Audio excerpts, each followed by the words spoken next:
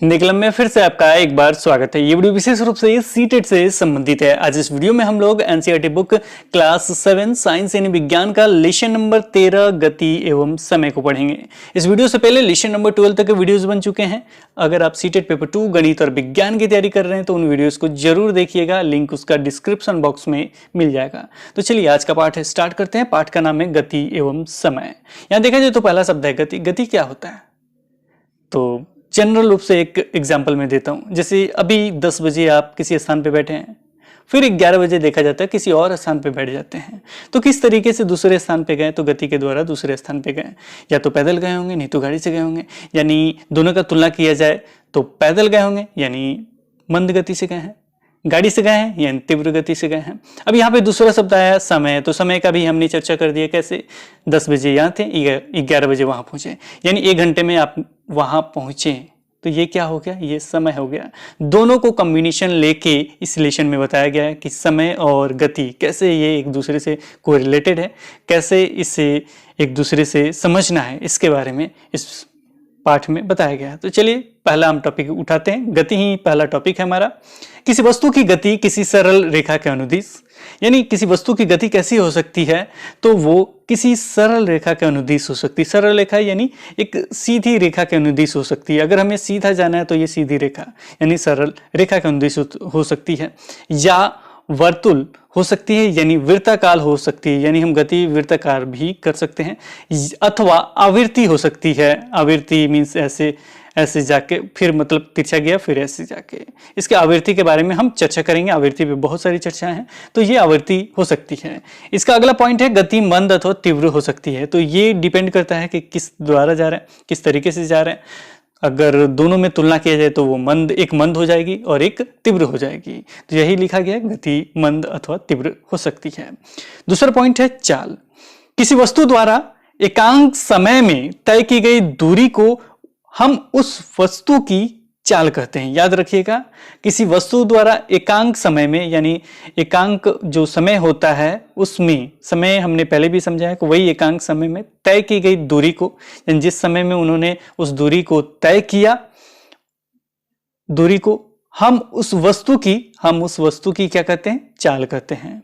तो अगर चाल निकालना होगा तो देख लीजिएगा, ऊपर में आपका होता है तय की गई कुल दूरी, नीचे में हो जाएगा आपका लिया गया कुल समय। यानी कितना दूरी ऊपर में लिख देंगे टोटल दूरी, और नीचे में टोटल समय लिख देंगे, और काट के आप अपना आंसर निकाल सकते हैं। तो यही चाल का आपका परिभाषा भी है। इसके आगे लिखा गया 100 मीटर दौड़ में यह निर्णय करना सरल होता है किसकी चाल अधिकतम है। 100 मीटर अगर दौड़ होता है तो उसमें यह निर्णय लेना आसान होता है कि किसकी चाल अधिकतम है। जो धावक 100 मीटर दूरी तय करने में सबसे कम समय लेता है उसकी चाल अधिकतम होती है। ये भी पॉइंट आप जानते ही होंगे। वैसे भी दौड़ होता है, गांव में भी होता है। तो 100 मीटर की दौड़ हो रहा है तो उसमें जो सबसे कम समय लेगा वो सबसे पहले पहुंचता है। तो वही क्या हो जाएगा? उसकी चाल क्या हो जाएगी? सबसे अधिक हो जाएगी, क्योंकि बहुत तेजी से दौड़ेगा तो उसकी चाल भी बहुत तेज हो जाएगी। कम समय में ज्यादा दूर दौड़ता है वो। इसके बाद लिखा गया है कोई कार बिरले ही 1 घंटे तक किसी नियत चाल यानी समान गति से चलती है। देखा जाए तो कोई कार बिरले ही, कभी रेयर केस में ही 1 घंटे तक किसी नियत चाल यानी समान गति से चलती है। तो ये तो देखा जाए तो कार आप लोग भी चलाते होंगे। तो कार क्या होता है कि बहुत तेजी से चलती है, कभी धीमा चलती है। तो देखा जाए तो एक समान गति से कभी रेयर केस में ही चलती है। वास्तव में वह धीमी चाल से गति आरंभ करके अपनी चाल बढ़ाती है। देखा जाए तो पहले बंद रहती है गाड़ी, तो फिर स्टार्ट करते हैं, कोई धीरे धीरे तेज करते हुए आगे आप बढ़ते हैं। तो वास्तव में चाल की जो चाल है वो कार की औसत चाल है। वास्तव में जो कार की चाल जो होती है वो उसकी औसत चाल होती है। अब हम बात कर लेते हैं चाल। तो तय की गई कुल दूरी बटे लिया गया कुल समय। तो यही आपका चाल होता है। औसत भी ऐसे ही निकालते हैं, ऊपर में टोटल लिख देते हैं, नीचे में जितनी संख्या होती है उससे भाग देते हैं। उसी तरह ये भी है, चाल में क्या करते हैं, दूरी ऊपर लिख दिए हैं और नीचे में कुल समय हो गया है। अब इसमें निकालना होता है, यहाँ पे आप देख लीजिएगा चाल ऐसे निकाल लिए। अब मान लीजिए समय निकालना है, तो समय को देखिए, यहाँ पे ये समय है, ये दूरी हो गई, ये चाल हो गई। इसको लिखना होगा तो पहले हम चाल लिख देंगे, फिर क्या लिखेंगे, ऊपर में हो जाएगा आपका दूरी और नीचे में क्या हो जाएगा आपका दूरी बटे समय। तो ये हो जाता है। अब हमको ये निकालना है, समय निकालना है, यानी ये पॉइंट निकालना है, तो कैसे निकालेंगे? तो जाहिर सी बात है समय यहाँ चला जाएगा और चाल क्या हो जाएगा, यहाँ आ जाएगा। वही लिखा गया है, समय बाहर निकल गया है और दूरी ऊपर हो गया और चाल नीचे हो गया। अब हमें ये कहना हो कि दूरी निकालना हो, यानी ऊपर वाला निकालना हो, तो कैसे निकलेगा? कुछ समय और चाल क्या हो जाएगा, चाल गुणे समय हो जाएगा आपका क्या, दूरी। क्योंकि ये यहां जाएगा तो क्या हो जाएगा, ये गुणा में चला जाता है और यहाँ बटा 1 हो जाएगा, तो इससे 1 से दूरी में गुणा हो जाएगा, तो 1 में दूरी गुणा की जाए तो वही दूरी यूं हो जाता है, तो दूरी बराबर क्या हो जाएगा, चाल गुणे समय। तो इसे समझ के रखिएगा, हमेशा याद रखिएगा, अगर क्वेश्चन इससे आता है तो उसे इस तरीके से आप बना सकते हैं। तो चलिए आगे देखते हैं, आगे क्या लिखा गया है। अगला है असमान तथा एक समान, दो शब्द हैं। यदि किसी सरल रेखा के अनुदिश गति करने वाली वस्तु की चाल परिवर्तित होती रहती है तो उस वस्तु की चाल असमान कही जाती है। यह भी पॉइंट इंपॉर्टेंट है, नोट कर लीजिए कि यदि किसी सरल रेखा के अनुदिश गति करने वाले, एक सरल रेखा है यानी एक सीधी रेखा है, इस पे कोई गति करने वाली कोई वस्तु है, तो गति एक सरल रेखा में कर रही है, अनुदिश गति करने वाली वस्तु की चाल परिवर्तित होती है, यानी चाल में चेंजिंग आता है, यानी एक सरल रेखा पे चल रही है। अब यहाँ पे इतना स्पीड से चली, फिर आगे देखा जाए तो कम स्पीड हो गया, फिर आगे देखा जाए तो तेज स्पीड हो गया, तो उसमें चाल परिवर्तित होती रहती है, तो वो उस वस्तु की चाल क्या कहलाएगी, असमान कही जाती है। तो उस वस्तु की चाल असमान कही जाती है। किसी सरल रेखा के अनुदिश वस्तु की नियत चाल से, नियत चाल यानी कोई भी चेंजिंग नहीं होता, नियत चाल से गति एक समान गति कहलाती है। नियत चाल, जब भी शब्द यहाँ याद रख कर लीजिए, नियत चाल से अगर गति करती है तो एक समान गति कहलाती है। इस स्थिति में औसत चाल वही है जो वास्तविक चाल है। तो इस स्थिति में क्या होगा, औसत चाल वही होगा जो वास्तविक चाल है, यानी जिस चाल से वो चल रही है तो वही उसका वास्तविक चाल भी हो जाएगा, औसत चाल भी वही होगा, सेम होगा, क्योंकि उसमें चेंजिंग हो ही नहीं रहा। अब हम बात कर लेते हैं काल अंतराल के बारे में। बुजुर्ग केवल छाया देखकर दिन के समय का अनुमान लगा लेते थे। ये क्यों लिखा गया है? इसलिए लिखा गया है कि अगर सीटेट में पूछ दिया जाए कि पहले के जो बुजुर्ग थे डैश डैश का अनुमान लगा के दिन के समय का अनुमान लगा, डैश डैश का उपयोग करके या देखकर दिन के समय का अनुमान लगा लेते थे, तो उसका आंसर होगा छाया देखकर दिन के समय का अनुमान लगा लेते थे। समय की माप से हमारा तात्पर्य काल अंतराल की माप से है। समय की माप से हमारा तात्पर्य क्या है, काल अंतराल की माप से है। ये शब्द याद रखिएगा, किससे है, वो काल अंतराल की माप से है। बोलचाल में जब हम समय मापने के लिए किसी घड़ी के उपयोग के बारे में चर्चा करते हैं तब हमारा अभिप्राय काल अंतराल का मापन ही होता है। क्या होता है, काल अंतराल का मापन ही होता है। अब हम बात कर लेते हैं निश्चित अंतराल के बारे में।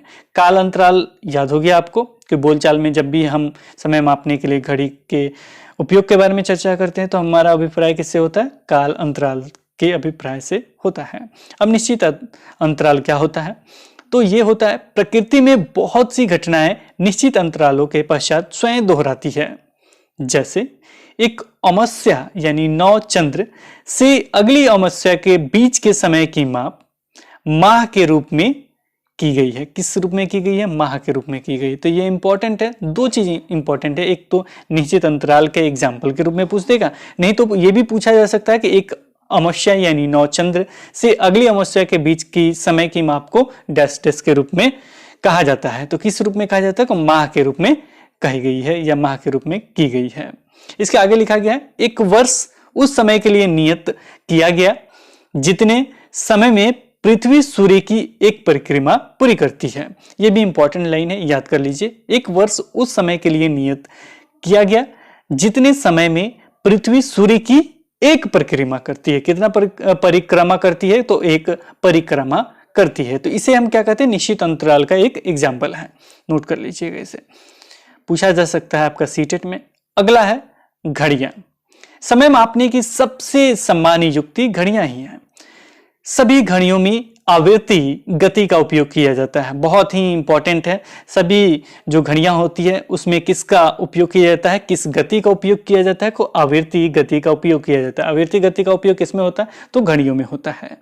आवृत्ति गति का एक चिर परिचित उदाहरण सरल लोलक है। याद रखिएगा, ये भी आवृत्ति गति का एक चिर परिचित उदाहरण क्या है? सरल लोलक है। अब हम चर्चा करेंगे सरल लोलक क्या होता है।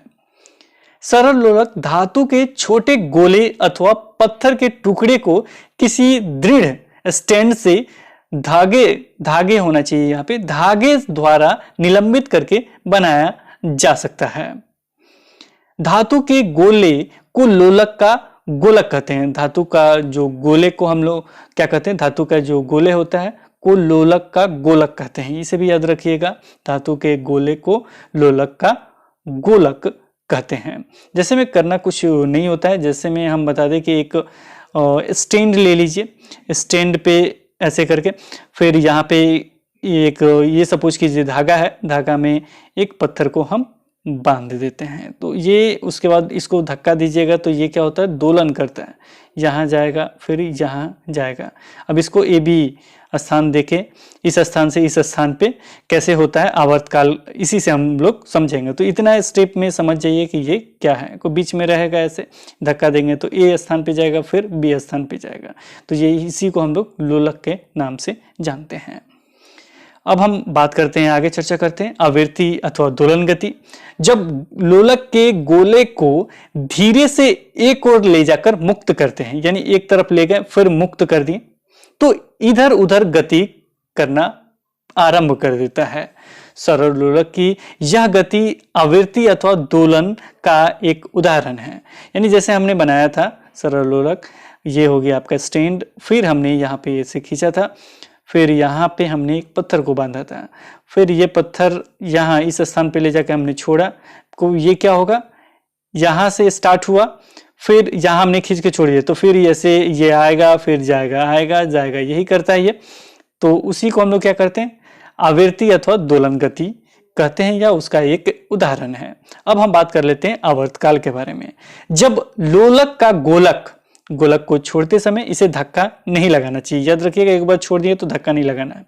एक चरम स्थिति ए से, मान लीजिए यहाँ पे ए है, को ए से दूसरी चरम स्थिति बी पर तथा बी से ए पर, यानी यहां से यहां गई फिर यहां वापस आ गई, तो आ जाता है, तो लोलक एक दोलन पूरा करता है। मान लीजिए यहां से यहां गया फिर यहां आ गया, तो ये क्या करेगा? एक दोलन पूरा करता है। सरल लोलक एक दोलन पूरा करने में जितना समय लगाता है उसे सरल लोलक का आवर्तकाल कहते हैं। यानी जितना भी इसमें समय ले ले, यहाँ गया फिर वापस यहाँ आया रिटर्न, तो इसमें जितना समय लगाता है उसे सरल लोलक का आवर्तकाल कहते हैं। तो नोट कर लीजिए, इसे भी आवर्तकाल से भी क्वेश्चन भी आता है, तो इसे आराम से आप हल कर सकते हैं। अब हम बात कर लेते हैं क्वार्ट्ज घड़ी के बारे में, जो आजकल अधिकांश आपने देखा होगा। क्वार्ट्ज घड़ी, आजकल अधिकांश घड़ियों में एक या दो सेलों वाले विद्युत परिपथ होते हैं। इन घड़ियों को क्वार्ट्ज घड़ी कहते हैं। इनके द्वारा मापा गया समय पहले उपलब्ध घड़ियों द्वारा मापे गए समय से अधिक यथार्थ होते हैं। तो इसमें होता क्या है, आजकल अधिकांश घड़ियों में एक या दो सेलों वाले विद्युत परिपथ होते हैं, और इसे हम क्या कहते हैं? क्वार्ट्ज घड़ी के नाम से जानते हैं। अब हम बात कर लेते हैं मात्रक के बारे में। समय का मूल मात्रक क्या है? याद रखिएगा, सीटेट में पूछा गया प्रश्न है कि समय का मूल मात्रक आपका सेकंड है। इसका प्रतीक क्या है? एस है। समय के बड़े मात्रक मिनट, जिसे MIN लिखते हैं, तथा घंटा, जिसे H लिखते हैं। चूंकि चाल क्या होता है? दूरी बट्टे समय है। चाल क्या होता है? दूरी बटे समय है, अतः चाल का मूल मात्रक क्या हो जाएगा? मीटर प्रति सेकंड। क्या हो जाएगा? मीटर प्रति सेकंड हो जाएगा। इन्हें अन्य मात्रकों जैसे आप लिख सकते हैं, इसको किस नाम से और लिख सकते हैं? आप यहां पे लिख सकते हैं मीटर प्रति मिनट, किलोमीटर प्रति घंटा में इसे दर्शा सकते हैं। इसके आगे लिखा गया है में भी व्यक्त किया जा सकता है। आपको याद रखना चाहिए कि सभी मात्रकों के प्रतीकों को एक वचन में लिखा जाता है। याद रखिएगा कि इसे किस में लिखा जाता है? एक वचन में लिखा जाता है। उदाहरण के लिए हम 50 किलोमीटर लिखते हैं, न कि 50 kms नहीं लिखते हैं, किलोमीटर ही हम लोग लिखते हैं। तथा अथवा cm लिखते हैं, न कि cms नहीं लिखते हैं, cm लिखते हैं हम लोग, ये लिखते हैं। ठीक है, ये नहीं लिखेंगे, ये भी इसमें एस नहीं लगाते हैं, डायरेक्ट जो होता है वही लिखते हैं। और सप्ताह के अनुसार समय के विभिन्न मात्रकों का उपयोग किया जाता है, जैसे उम्र को वर्षों में, उम्र किस में लिखा जाता है, वर्ष में। और जो दो, अच्छा एक चीज और इसमें इंपॉर्टेंट हमने इसको लिखा गया है, और भी बहुत सारी चीजें हैं जिसे आप दर्शा सकते हैं, जैसे जब बहुत लंबी दूरी हो तो उसे किस नाम से नापते हैं, तो ये सारी चीज आगे आपको पढ़ना है। फिलहाल यहाँ उम्र वगैरह का में दिया था जो हमने बताया आपको। और एक और चीज इसमें लिखा गया था जो अब हम पढ़ने जा रहे हैं, जोर से अगर 2001 कहते हैं कि पुकारने में लगा समय लगभग 1 सेकंड होता है। 2001 अगर जोर से आप पुकारते हैं तो इसमें लगा समय कितना होता है, को 1 सेकंड होता है। आप प्रैक्टिस करके देखिए, 1 सेकंड लगेगा। चलिए आगे हम देखते हैं नाड़ी स्पंदन। किसी सामान्य स्वस्थ युवा की विराम की स्थिति में नाड़ी 1 मिनट में 72 बार अथवा 10 सेकंड में कितने बार लगभग ये स्पंदन करती है, यानी धड़कती है, तो 10 सेकंड में लगभग 12 बार स्पंदन करती है, यानी धड़कती है। तो इसे भी नोट कर लीजिए। अब हम बात कर लेते हैं गैलीलियो गैलीली के बारे में। इस खोज के विषय में एक रोचक कहानी है कि किसी दिए गए लोलक का आवर्तकाल नियत होता है। किसी भी दिए गए लोलक का आवर्तकाल क्या होता है, नियत होता है। अपने सुप्रसिद्ध वैज्ञानिक गैलीलियो गैलीली, जो 1564 से 1642 ईस्वी में थे, का नाम सुना होगा। कहा जाता है कि एक बार गैलीलियो गिरजाघर में बैठे थे। उन्होंने यह देखा कि छत से जंजीर द्वारा लटका कोई लैंप एक ओर से दूसरी ओर धीमी गति कर रहा है। उन्हें यह पाकर आश्चर्य हुआ कि लैंप के एक दोलन पूरा करने के अंतराल में उनकी नब्ज यानी स्पंद धड़कन की संख्या हर बार समान होती है। गैलीलियो ने अपने परीक्षण को सत्यापित करने के लिए विभिन्न लोलकों के साथ प्रयोग किया। उन्होंने पाया कि किसी दी गई लंबाई, यहां पे नोट कीजिएगा, किसी दी गई लंबाई का लोलक सदैव एक दोलन पूरा करने में समान समय लेता है। ये उसके लंबाई पे डिनोट करता है कि कितना लंबा उसका लोलक तैयार हो रहा है, मतलब कितना लंबा उसका रस्सी लग रहा है। तो वो दोलन जब पूरा करता है तो समान समय में पूरा करता है। इस प्रेक्षण ने लोलक युक्त घड़ियों के विकास को एक नई दिशा प्रदान की। कमानी युक्त घड़ियां और कलाई की घड़ियां लोलक युक्त घड़ियों का परिष्कृत रूप थी। जब लोलक वाली घड़ियां प्रचलित नहीं हुई थी तब संसार के विभिन्न भागों में समय मापन के लिए बहुत सी युक्तियों का प्रयोग किया जाता था। जैसे में देखा जाए तो क्या क्या हो सकता है, जैसे में आपका था धूप घड़ी, जल घड़ी, रेत घड़ी, इस प्रकार की युक्तियों के उदाहरण है। तो ये पूछा जा सकता है, इसीलिए डाला गया कि बहुत पहले किस तरह की घड़ियों को इस्तेमाल किया जाता था। धूप घड़ी, अब धूप घड़ी कहाँ है, कोई जंतर मंतर नई दिल्ली में आप धूप घड़ी जाके देख सकते हैं, वहां धूप कैसे आता था उस तरीके से वो लोग अनुभव कर लेते थे। रेत घड़ी ये है आपका, रेत उसमें डाल दिया जाता था, धीरे धीरे रेत नीचे गिरता हुआ जाता था, उसके अनुसार वो समय का देख लेते थे, समय वो लोग देख लेते थे। इसके बाद है जल घड़ी, तो ये जल घड़ी है आपका, तो इसमें डाल दिया गया है, वो आपका घूमते रहेगा, तो इस तरीके घड़ी को जल घड़ी के नाम से जानते हैं। तो ये उदाहरण है जो पहले इस्तेमाल किया जाता था। प्राचीन काल में प्रयुक्त समान मापन की कुछ युक्तियां। अब हम बात कर लेते हैं पृथ्वी की कक्षा के बारे में। उपग्रहों को पृथ्वी की कक्षा में प्रमोचित का दूसरा अर्थ होता है छोड़ना, को प्रमोचित करने वाले रॉकेट प्रायः 8 किलोमीटर प्रति सेकंड तक की चाल प्राप्त कर लेते हैं। इसके विपरीत कछुआ केवल 8 सेंटीमीटर प्रति सेकंड लगभग की चाल से चल सकता है। कछुआ कितना चलता है, कैसे चलता है, तो ये पूछा जा सकता है। तो कछुआ आपका चलता है 8 सेंटीमीटर प्रति सेकंड की चाल से चल सकता है। और रॉकेट अगर हम लोग छोड़ते हैं, पृथ्वी की कक्षा में छोड़ते हैं या प्रमोचित करते हैं कोई भी उपग्रह को, तो उससे के लिए कितना चाल प्राप्त करते हैं, वो 8 किलोमीटर प्रति सेकंड। नोट करके रखिएगा कितना चाल ये प्राप्त करते हैं, 8 किलोमीटर प्रति सेकंड। अब हम बात कर लेते हैं विशिष्ट घड़ियों के बारे में। उपलब्ध घड़ियों द्वारा मापा जा सकने वाला सबसे कम समय अंतराल 1 सेकंड है। तथापि जब ऐसी विशिष्ट घड़ियां उपलब्ध हैं जो 1 सेकंड से छोटे समय अंतरालों को माप सकती है, इसमें से कुछ घड़ियां 1 सेकंड के 10 लाखवें भाग, कितना भाग, 10 लाखवें भाग, और यहां तक कि 1 अरबवें भाग तक के समय अंतराल को माप सकती है। देख लीजिए साइंस कितना आगे बढ़ा हुआ कि अरबवें भाग तक के समय अंतराल को माप सकती है। आपने माइक्रो सेकंड तथा नैनो सेकंड जैसे शब्द सुने होंगे। एक माइक्रो सेकंड, सेकंड का 10 लाखवां, ये भी नोट कर लीजिए, एक माइक्रो सेकंड का 10 लाखवां भाग होता है। एक नैनो सेकंड, सेकंड का 1 अरबवां भाग होता है। इतने छोटे समय अंतरालों को जो घड़ियां मापती है उनका उपयोग वैज्ञानिक अनुसंधानों के लिए किया जाता है। किसमें उपयोग होता है? वैज्ञानिक अनुसंधानों में इसका उपयोग होता है। खेलों में जिन समय मापने की युक्तियों का उपयोग होता है वे सेकंड के 10वें अथवा 100वें भाग तक के समय अंतराल मापती है। खेल में कितने कैसे उपयोग होता है? वो एक सेकंड के 10वें अथवा 100वें भाग तक के समय अंतराल को माप सकती है। इसके विपरीत ऐतिहासिक घटनाओं के समयों को शताब्दियों अथवा सहस्त्र शताब्दियों में व्यक्त किया जाता है। तारों अथवा ग्रहों की आयु को प्रायः अरबों वर्ष में व्यक्त करते हैं। किसमें करते हैं? तारों और ग्रहों की अरबों वर्षों में। और ऐतिहासिक घटनाओं को किसमें करते हैं? शताब्दियों और सहस्त्र शताब्दियों में करते हैं। अब हम बात कर लेते हैं ऑडो और स्पीडोमीटर का। बहुत ही इंपॉर्टेंट है और पूछा भी गया है सीटेट में। ऑडो और स्पीडोमीटर ऑप्शन था।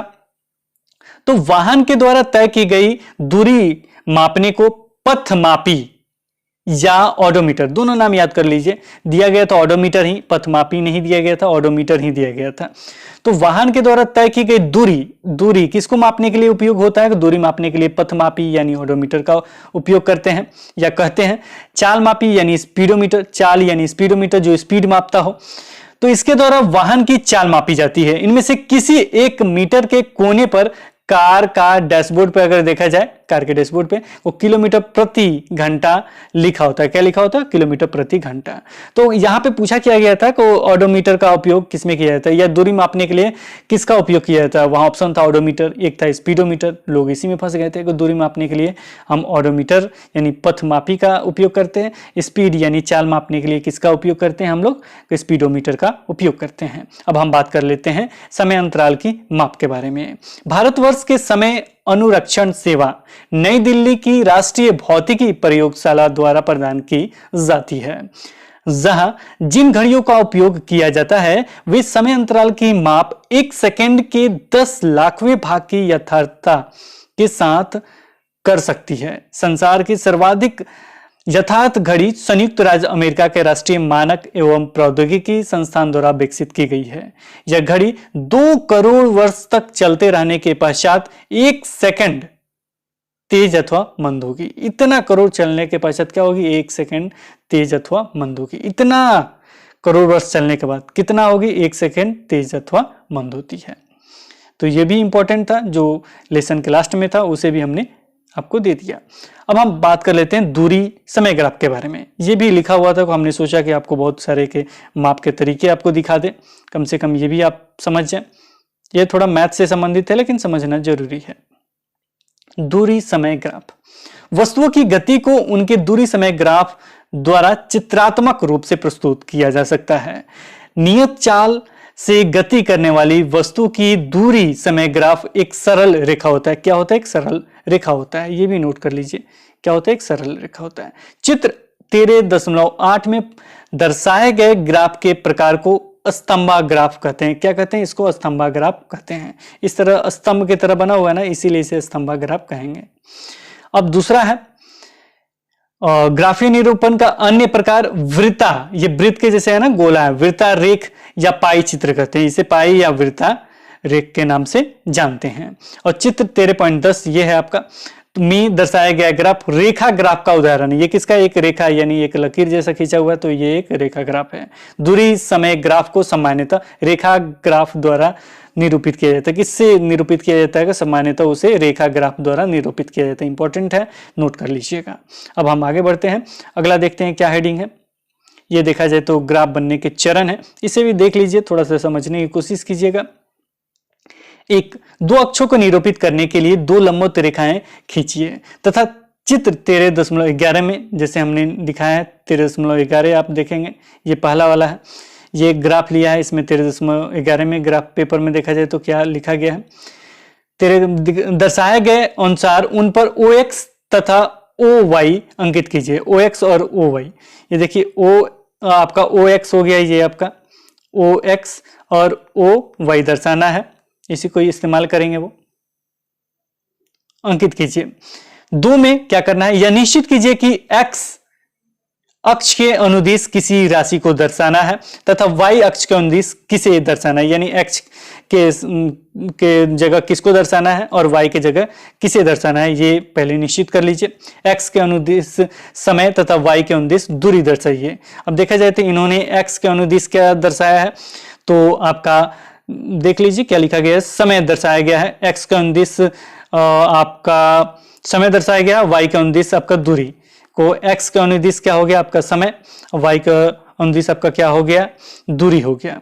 लिखा भी गया है समय और दूरी, यहाँ पे भी देख सकते हैं, ये हो गया आपका दूरी और ये हो गया समय, इसी को दर्शाने के लिए बताया गया है और इसे आराम से कर भी सकते हैं। आगे हम पढ़ लेते हैं, यहाँ समझा देते हैं, आपको क्लियर हो जाएगा। तो ये एक हमने ग्राफ ले लिया है, ठीक है।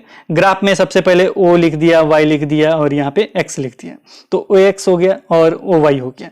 अब इसके बाद हम क्या करेंगे, कोई एक ग्राफ हमारे पास बना हुआ रहता है, ये कभी कभी दे देता है क्वेश्चन में, तो ग्राफ बनाने के लिए भी दे देता है आपको, इसी में से पूछ लेगा कितनी दूरी कितने मिनट में कितने किलोमीटर पहुंचा है, ये पूछा जाता है। तो देखा जाए तो 0 से स्टार्ट करते हैं, 0 समय रहता है, 0 दूरी होता है।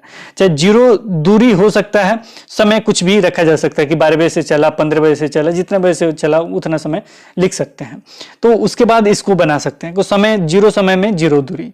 अब 1 मिनट में 1 किलोमीटर, तो वो उन्होंने समय क्या लिखा, 1 मिनट में 1 किलोमीटर। फिर क्या लिखा, 2 मिनट में 2 किलोमीटर, तो ये हो गए 2 मिनट में 2 किलोमीटर, ये देखिए बिंदु दर्शाया। फिर 3 किलोमीटर में 3 मिनट में 3 किलोमीटर, फिर 4 मिनट में 4 किलोमीटर, फिर 5 किलोमीटर में 5 किलोमीटर। तो वही दर्शाया गया आपका पूरा, इसी को दर्शाने के लिए यहाँ सिखाया जाएगा।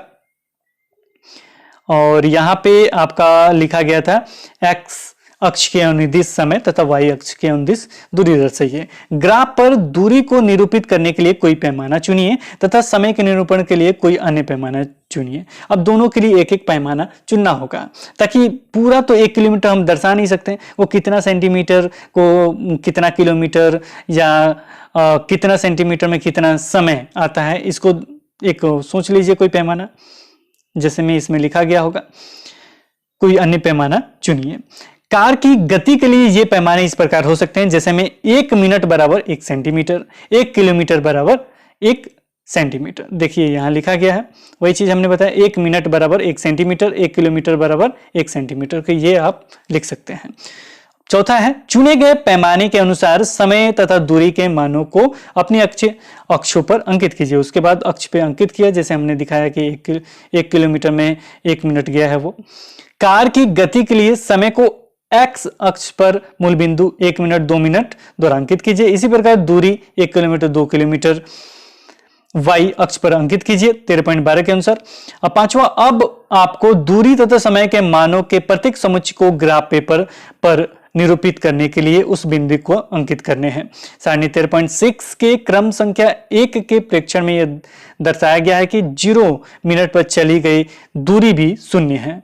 इसी तरह आगे के बिंदु पर दर्शाए गए चित्र 13.12 में दर्शाए गए अनुसार इन बिंदुओं को मिलाइए। बिंदुओं को मिलाने पर एक सरल रेखा प्राप्त होती है। यह कार की गति दूरी समय ग्राफ है। यह कार की गति क्या हो गया, दूरी समय ग्राफ है। ये दूरी समय ग्राफ का उदाहरण है और ये सरल रेखा में जा रही है, यानी एक नियत समय में गाड़ी आपकी चली है। अब हम आगे बढ़ते हैं और अगला आपका पिक्चर है, उसके बाद कुछ मेन पॉइंट है, उसके बाद ये लेसन समाप्त हो जाएगा। ये देखिए, यात्रा के विभिन्न समयों पर पथ मापी के पाठ्यांक, ये हमेशा सीटेट में पूछा जाता है। एक प्रश्न है, पूछा क्या जाता है कि इस तरह का पाठ्यांक आपको दे देगा, ठीक है। अब पाठ्यांक दे देने के बाद वो कहता है कि 8 बजे से कोई गाड़ी चलती है और 8:30 बजे 8 बजे कोई गाड़ी स्टार्ट होती है और 8:30 बजे आपका इतना किलोमीटर 40 से इतना किलोमीटर चली जाती है, 9 से इतना बजे इतना किलोमीटर चली जाती है, फिर 9:30 से इतना बजे इतना किलोमीटर चली जाती है, ये दे देता है। तो ये आपको अगर निकाल लेंगे तो आराम से आप किसी प्रश्न का उत्तर दे देंगे। जैसे अगर स्टार्ट होती है 8 बजे और दूरी पथमापी का पाठ्यांक अगर 36,540 है तो वो 0 किलोमीटर से स्टार्ट होता है, फिर 20 किलोमीटर चलता है। आप 40 में से ये घटा लीजिए 40, 50, 60, 20 मिनट में 20 किलोमीटर गया। फिर इसमें कितना किलोमीटर गया 40, फिर इसमें कितना गया तो 60, फिर इसमें कितना गया तो घटा के देख लीजिए, ये कितना है आपका 36,600 है, नीचे क्या है 36,620 है, दोनों को घटाएंगे कितना आएगा 80 किलोमीटर आएगा। तो वही चीज लिखा गया। और फिर इसमें ये भी घटा लीजिए, 8 बजे से चला है 38 में पहुंचा है, 38 के बाद 9 बजे पहुंचा है, यानी ये समय कितना है आधा घंटा का अंतर है। उसके बाद इसको हम लोग दर्शाएंगे। तो पहला जो चला 8 बजे से लेके 38 तक चला, दूसरा जो चला 38 से 9 बजे तक चला, फिर इसको लेके आप एक ग्राफ के अनुसार बांट सकते हैं। तो यही चीज यहाँ दर्शाया गया है, इसे आप बनाने की कोशिश कीजिएगा घर पे बैठ के कभी, तो आराम से बन जाएगा।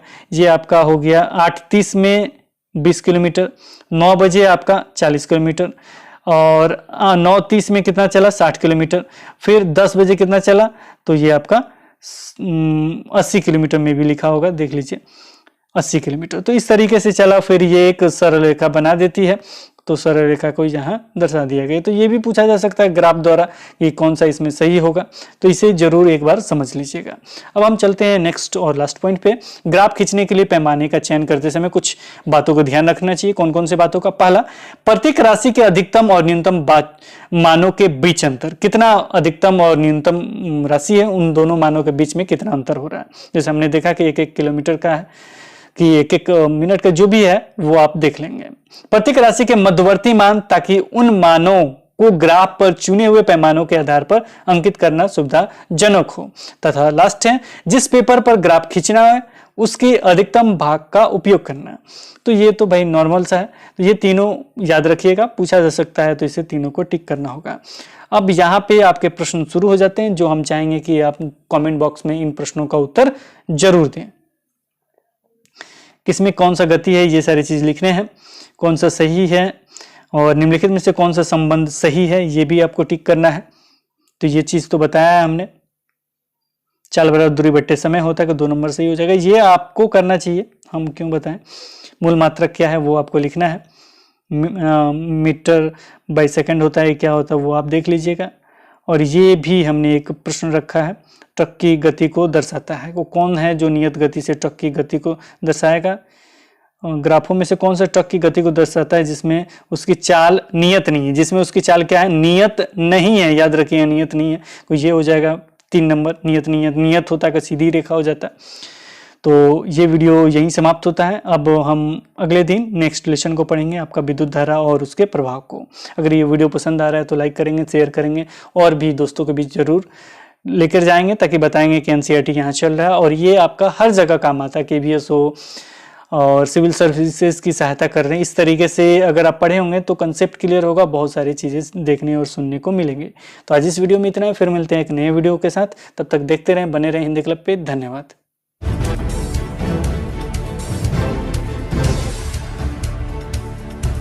सब्सक्राइब कीजिए हिंदी क्लब को, दबाइए इस बेल आइकॉन को ताकि हमारा वीडियो आपको मिले सबसे पहले। शेयर करें अपने दोस्तों के साथ ताकि वो भी इसका लाभ उठा सके। ये सब बिल्कुल फ्री है।